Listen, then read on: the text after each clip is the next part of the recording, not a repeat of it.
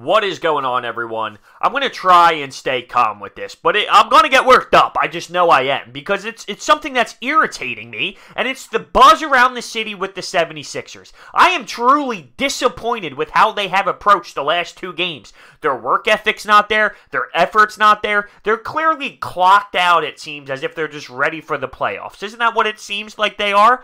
But the fan base is ridiculous. It's like just because the last two games occurred in the fashion that they did, everything else we've done meant nothing. We suck. We're terrible. We can't play. We're going to lose the first round. The people that are screaming that we are ready to lose the first round of playoffs now because of the last two games are the same exact people that after the 6-game win streak claimed that we were going to the NBA Finals. It's the same people. Use logic. It's not right that this is happening, but these players are human beings, and they had a huge stretch of very emotional games, and now it's like, okay, we have to play these weak opponents, and we're ready for the playoffs. They're clocked out, and they're ready to get into the playoff mode. That's not right. It's not acceptable, but to think that everything that we've done meant nothing now, and the only possible way we could play in the playoffs is like the way we played the last two games, that's a joke. See, to me, it's, if we tip the ball up in the Wells Fargo Center against the Brooklyn Nets in a playoff atmosphere, or we play the Pistons in a playoff atmosphere tomorrow night, we're not going to be playing the way we did against the Atlanta Hawks. We're not going to be playing the way we did against the Magic. It's just not true. A switch will be flipped. Now, it's not right. I'm not sitting here and saying it's right that it is this way. But this is reality. So to scream and say we suck and to freak out and we're not getting past the first round just because of two basketball games. Do you remember all the positives we've had? Do you remember all the greatness that we've had? All the success that we had this year? Does that just get thrown away? Now, 3 games in a row, I will be clearly really upset, and I'm allowed to still be upset if they perform terrible on Thursday against Brooklyn. But I still won't forget that when playoffs come, it's a different team. There's something right now where we're in a funk. That's clear. We all see it. It's a mental thing, and we need someone to step up and be a leader. I'm looking at Jimmy Butler. I'm looking at Joel Embiid. Yes. Brett Brown. Yeah. To an extent, yeah. I'm looking for someone to step up. We're in a 2-game funk right now. And we'll see what happens on Thursday. It's a big one. It's at home. It's against a potential team that we're going to see in the playoffs. It's a big one. I want to see this team compete. But how do we just throw away all the success that we had this season because of 2 basketball games? It's unreal. It's really unbelievable. Because of those 2 games, I don't think any different on what we can accomplish this season. Why would I? I've seen it with my eyeballs. The team play well. I've seen it with my eyeballs. The team succeed against other opponents that are good in this league. I've seen it. I've seen it. Yeah, we're throwing up some stinkers right now, and there's a problem with the effort that's given, and we need to fix that up and clean it up because we are running out of time. But the ceiling doesn't change on what this team can do in the playoffs. There is a different mentality once the playoff starts. And this team right now is going through an identity crisis through the last 8 games, at 10 if you count the last 2, because they're already in playoff mentality. I mean, I can't explain it any other way. That's the truth. But to scream, Brett Brown's got to go. What's T.J. McConnell doing? It's not T.J. McConnell's fault yesterday that he had to play 30 minutes. He's clearly not a 30-minute-a-night guy. He does his role for 10 minutes, and that's great. He grabs a steal, he gets a nice charge, and that's what he does. But to be mad at him for playing 30 minutes, and then to scream that Shake Milton and Zahir Smith should have played on top of him, really, you're going to throw these young kids into the offense to run an NBA offense with literally 0 practice experience?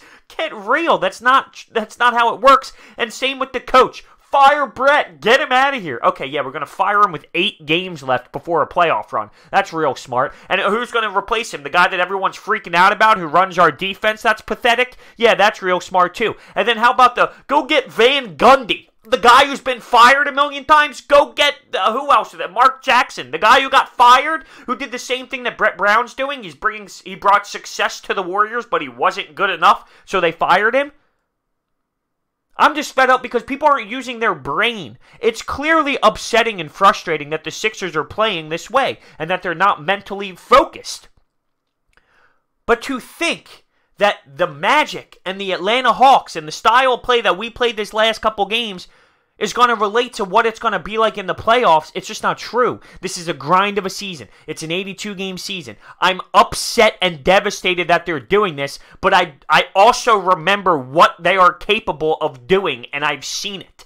And I think a playoff mentality changes everything. So they need to find a way here in the last 8 games to get rhythm and to pick it back up. But I'm not going to sit here and cry about it. I'm not. I'm just absolutely not. And by the way, I heard this on the radio today, and I completely agree. You know, Joel Embiid's giving you 27 and 13. Who are you hiring that's going to get more out of Joel Embiid? Who is going to be a coach on this team that expects that you would expect to get more than 27 and 13 out of Joel Embiid and all the success that he had?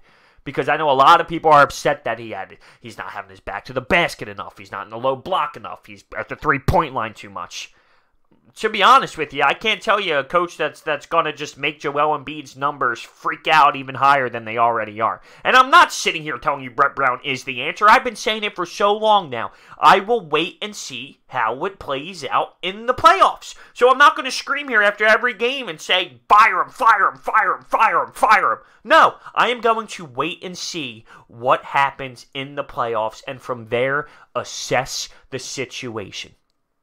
I can't get over some of the noise that I've heard and the comments that I've seen and the calls that I've heard on the just so much crap that is ridiculous and overreacting, and it is literally the Eagles' effect of making every game so much more important than it really is. I get it, we're running out of time here with the season ending, but remember the good wins. It's only the brutalness that people are freaking out about and remembering. We can play. This team can play, okay?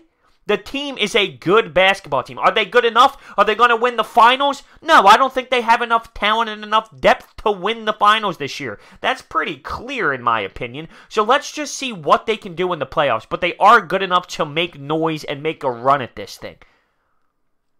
They're not going to win the finals anyway. Let's assess the situation. Look what they do in the playoffs. They're not going to lose the first round. They're not going to lose in the first round.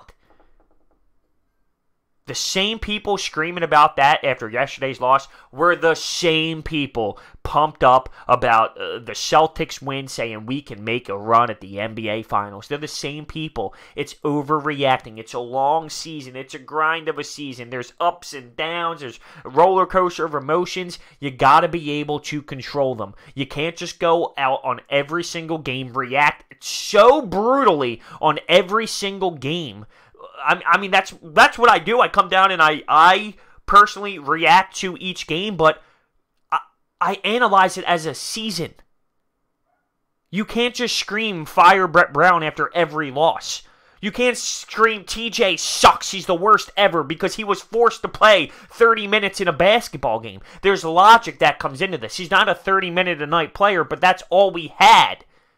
So yeah, I react emotionally to things, but overall, I mean, it's a legitimate long season, and there's going to be all kinds of different ups and downs. And the critiquing of, you know, we suck, and the 3rd seed, we're going to lose it. We could literally be in the 2nd seed if we won those games, because Toronto's losing 2. Wait. Toronto's losing 2? Huh. I wonder why that is. Maybe because these players are in that playoff-type mindset right now, and it's tough. It's been a long season so far. And I'm not making excuses. They have to be better. And if they play this way again on Thursday, I'm going to be on here and I'm going to be pissed off. But that still won't change how I feel about this team when it comes to having to perform, because I've seen this team have to perform, and I've seen them step up to the plate. Of course it sucks they're losing to these teams. I don't want it. No one wants it. But use logic when it comes to reacting. That's all. That's all I have on this. You can agree with me. You can disagree with me. You know, right now at this very moment with where we're at, this is where I'm at. Now, if the next 8 games are this way, I might feel different after 8 games. But right now, I've seen this team play. And I know what they're capable of. And right now they're in a mental lapse because they're worried about the playoffs and they're kind of lost a little focus. And we need someone to step up and change that. That's reality. That's the way I see it. I've heard some crazy things. Crazy things. Let me know what you think down below. Thanks for watching. Go Sixers.